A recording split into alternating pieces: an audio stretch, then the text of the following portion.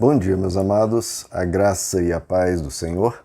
Eu sou o pastor Rômulo Pereira, da Igreja Batista, Palavra da Graça, e hoje nós vamos estudar os Atos dos Apóstolos, capítulo 13, verso 30, que nos diz: Mas Deus o ressuscitou dos mortos. Bom, queridos, temos visto aqui a pregação do apóstolo Paulo em uma sinagoga em Chipre.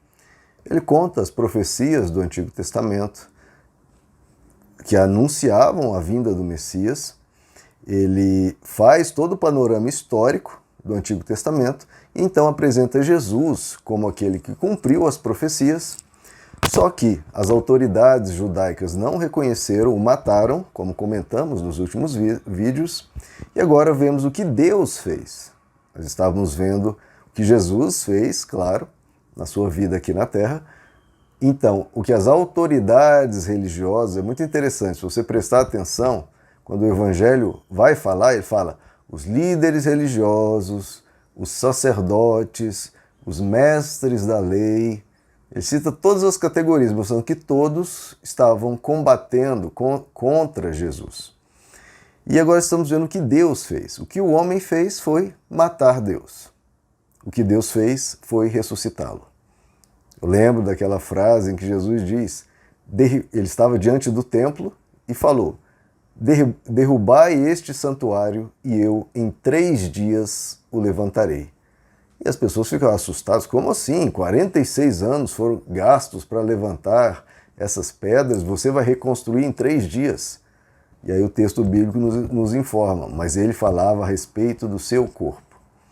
Por quê? Por que mataram Deus, queridos? Porque muitas vezes estavam focados em outras coisas. Estavam focados em arrecadação, estavam preocupados com o templo. Por isso que Jesus disse, derrubem este santuário.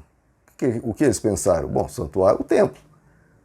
Não pensaram em Deus. Muitas vezes se foca tanto na estrutura, tanto na instituição, tanto nas liturgias, tanto nos rituais, tanto nas músicas, nas escalas e tudo mais, tudo para ficar perfeito, só se esquecem de Deus. E acabam até mesmo matando nesse processo, esfriando o seu coração, esfriando sua alma e muitas vezes se opondo a Deus nos ensinos de Deus que não são rigorosos como o ser humano muitas vezes quer criar. Esse foi o grande embate de Jesus, nós vimos isso com os religiosos. E falando sobre a ressurreição, gosto daquela frase que um anjo proferiu, quando as mulheres foram no domingo de manhã lá ao sepulcro e os anjos perguntaram: por que procurais entre os mortos aquele que vive? Que coisa linda, que frase mais poética e emblemática, né, queridos? Por que procurais entre os mortos aquele que vive? Isso, Jesus vive. Como o apóstolo Pedro pregou, na verdade, se você for ver, as pregações dos apóstolos eram sempre centradas na morte de Cristo na cruz, nosso perdão de pecados e na ressurreição. Sempre, sempre. Isso é a pregação do Evangelho. A pregação do Evangelho não é prosperidade, não é massagear o ego, não. É ensinar o que Deus fez por nós e recebermos isso como a grande força do nosso ser. O apóstolo Pedro, então, testemunha lá em Atos 2, ao qual Deus ressuscitou, como aqui o apóstolo Paulo está pregando, rompendo os grilhões da morte, pois não era possível que ele fosse retido por ela. Coisa linda, né, queridos? Então, nós vimos o que as autoridades religiosas fizeram, os chefes dos sacerdotes, os mestres da lei. Mas espera aí, se são as maiores autoridades religiosas, então ele deve ter culpa no cartório, por que condenaram? Bom, aqui nós estamos vendo essa ressurreição que Deus deu a total prova que ele era inocente. Aquele que sabe e conhece até as profundezas do coração humano, sabia que ele era inocente e deu prova disso, ressuscitando dos mortos. Porque o que a plateia, aqueles que estavam ouvindo a pregação do apóstolo Paulo, poderiam concluir? Bom, se mataram Jesus, é porque, então, ele não deve ser recebido, não deve ser crido, não devemos acreditar nele. E por isso que tem um mas. Mas Deus ressuscitou dentre os mortos. Deus o ressuscitou, mostrando, primeiro, que ele era inocente das acusações que fizeram contra ele, e segundo, provando que ele era o Messias. Porque Qual outra pessoa que foi ressurreta de si mesma, sem auxílio de uma outra pessoa? Nós temos casos no Antigo Testamento e no Novo de ressurreições, feita por um terceiro ali que ressuscita o morto. Agora em Jesus não havia ninguém, foi ele e Deus, e ressurgiu dentre os mortos. E isso, né, é a grande prova da inocência dele das acusações e principalmente a prova de que ele era o Messias profetizado pelo Antigo Testamento. Agora, muitas vezes os céticos, ateus, perguntam, tá bom, mas se Jesus ressuscitou, por que a gente não vê outras pessoas ressuscitando? É cada pergunta, né, que se faz, né, queridos? Eu nunca vi uma pessoa ressuscitando, por que eu tenho que acreditar que Jesus, há 2000 anos atrás, ressuscitou? Bom, se houvesse ressurreições para todo lado, se todo mundo ressuscitasse, tem um monte ali, um monte aqui ressuscitando, para todo lado, ressurreições, bom, aí o que Jesus teria feito demais? É óbvio que a gente não vai ver ressurreições para todo lado, se é que vamos ver alguma, porque isso é um fato extraordinário, que era necessário para se comprovar que ele era o Deus encarnado. Se ele faz um fato banal, por exemplo, Jesus bebeu água. Bebeu? Bebeu. Por que ninguém fala, eu creio em Jesus porque Jesus bebeu água? Porque todo mundo faz isso, todo mundo consegue fazer isso, beber água. Ele tinha que realizar um fato extraordinário que nunca ocorreu na história da humanidade, nem vai ocorrer, uma ressurreição de si mesmo, sem o auxílio de um terceiro. É por isso, tem que ser um fato extraordinário. Me mostre que esse fato, um fato ordinário para eu crer. Um fato ordinário não gera uma crença em algo desse tamanho, de Deus ter vindo em carne. É um fato extraordinário. Tinha que ser extraordinário para comprovar ser quem ele era. Mas aí, tudo bem. Não ocorre para todo lado a ressurreição, realmente não pode, porque se acontecesse para todo lado, eu não creria que Jesus era Deus em carne. Mas tudo bem, é um evento único. Mas como a gente sabe se realmente aconteceu? Ora, a gente não está lá, já passou 2000 anos. Como nós vamos saber? Através de qualquer fato histórico, queridos, qualquer fato histórico. Talvez pessoas da minha idade, por exemplo, não presenciaram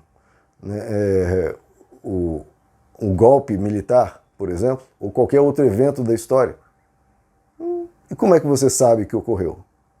Hoje em dia nós temos tecnologias, alguns registros, mas se não, é através de um testemunho de uma pessoa.